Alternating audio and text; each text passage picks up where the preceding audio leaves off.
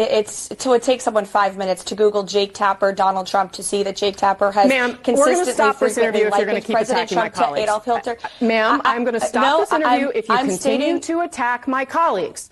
I would like to talk about Joe Biden and Donald Trump, who you work for. Yes. If you are here to speak on his behalf, I am willing to have this conversation.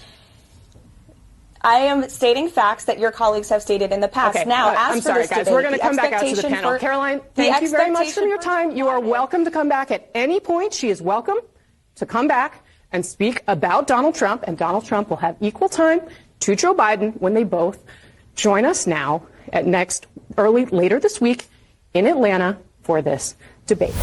So legacy media is continuing to die. In one of our previous videos, we covered how both CNN and MSNBC have been hemorrhaging viewership since the 2024 election and appear to be on very tough financial times ahead, because CNN announced that they may be doing mass layoffs of hundreds of staff that may even include some of the on-air talent. This comes after Chris Wallace was already canned by the network, mainly due to financial reasons, not even personal ones. And you got to look at someone like Anderson Cooper, who is currently being paid $20 million, which is ridiculous to begin with. But then you also consider, well, CNN is struggling financially. It is all crashing down. And in some ways, I'm not wishing financial ruin on anyone, but from a political perspective, you love to see it. Again, the mainstream media is dying. As Elon always says, you are the mainstream now. But today we have some new information on that front that I want to bring you. So folks, do us a big favor. If you enjoy the content,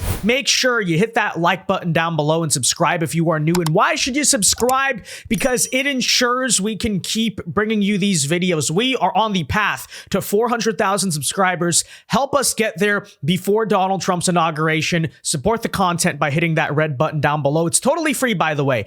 And also it helps us fight back against the mainstream media, just saying. But anyways, new information here. So last time we reported how in the first few days after the election, the ratings on MSNBC and CNN were cratering. But of course, you could argue it was a form of election burnout, right? People were demoralized. They might come back for a bit. But so far, there is absolutely no evidence of that, because take a look here. As reported by Fox News, CNN on this past Tuesday, right, posted the lowest rated Tuesday in the critical demographic, which is a TV ratings term, in 24 years. That is their worst Tuesday performance among the key demographic since the Clinton administration. Yeah, you heard that right. CNN this past week had their worst ratings literally since the 1990s, okay? And in case I need to somehow explain how freaking bad that is, just for context, there were millions and millions of less people even living in the country back in the 1990s. So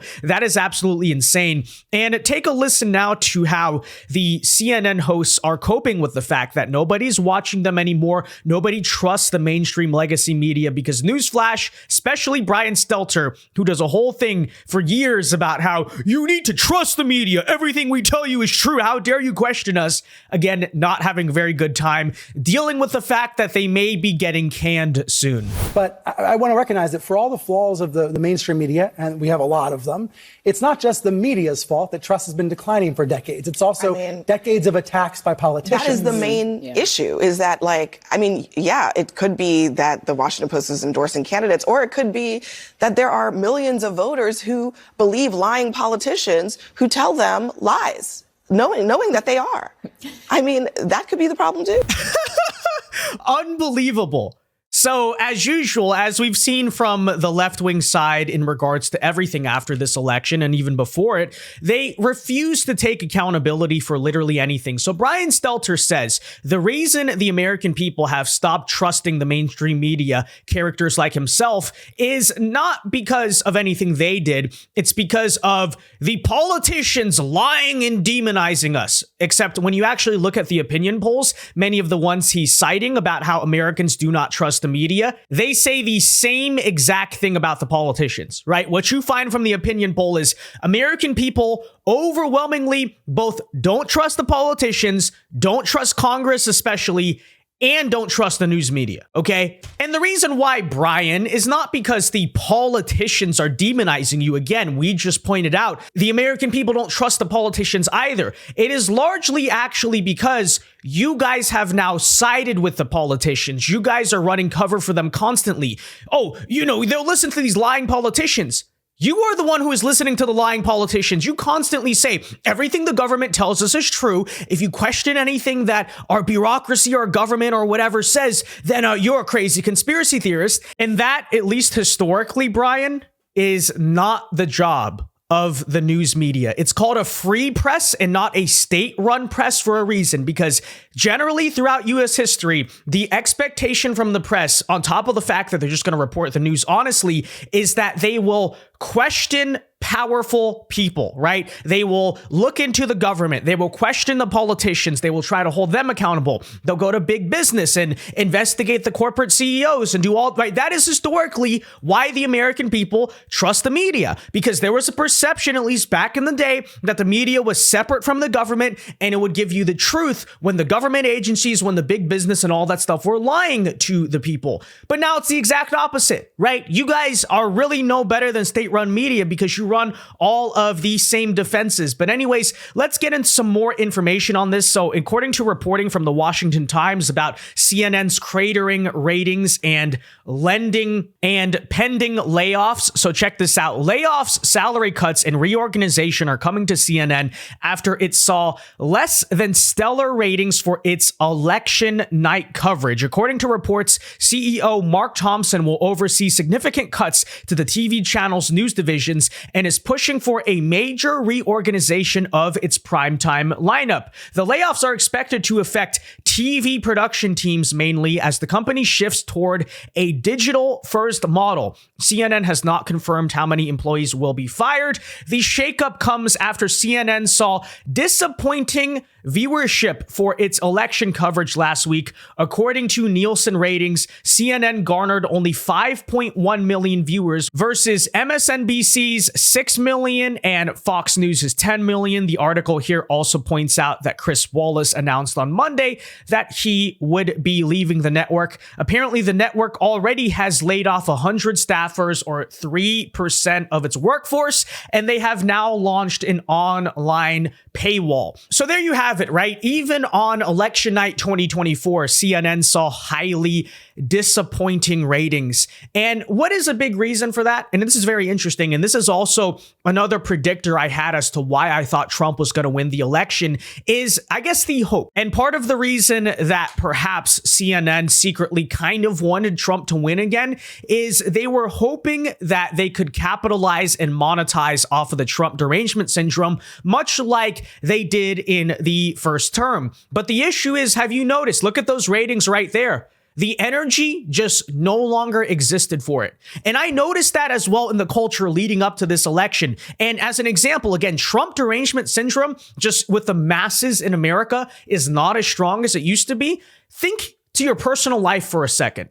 Okay, so I want you to think about, say, Thanksgiving. If you were a Trump supporter back then, Thanksgiving after the 2016 election and how it was with some of your liberal family members. It was brutal, right? It was crazy. It was insane. Imagine coming out publicly as a Trump supporter in 2017. People would despise you. People would try to ruin your life. It got really toxic. We all remember. But think about how that is now, right? Not saying there's no conflict. Of course, there's still controversy around it. But if you come out now and say a Trump supporter, most people who formerly would have gotten really mad, maybe shrug, maybe even roll their eyes a little bit. But notice how the reaction is not as nasty. Even Thanksgiving this year, which there will be a lot of food fighting going on. But in comparison to 2016, I don't think it'll be as bad. Why is that? Again, the American people were so burnt out of the Trump derangement syndrome that people have kind of moved on, right? And I think you also saw that in the Democrat turnout, right? Because one of the talking points that I constantly heard from people who thought Kamala Harris was going to win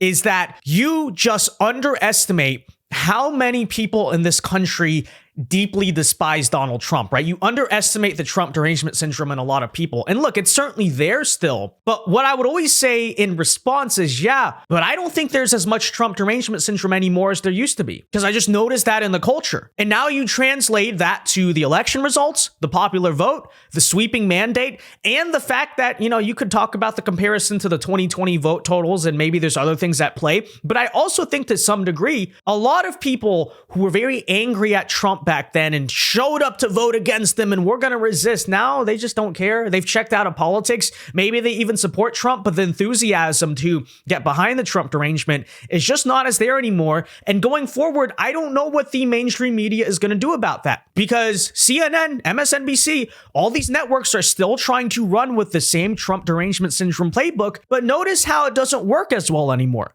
Notice how it is currently nowadays resonating with less people than ever before. And again, if you don't believe me, you don't have to take my word for it. It's not a Republican propaganda talking point. Look at the numbers. Look at the fact that all these legacy outlets are struggling. It goes to show you everything you need to know, right? So with that said, though, guys, let me know your thoughts on all of this in the comment section down below. Do you think that certain CNN hosts will be fired very soon? Let me know. Be sure to leave a like on this video, subscribe if you're new, and until next time, God bless and peace.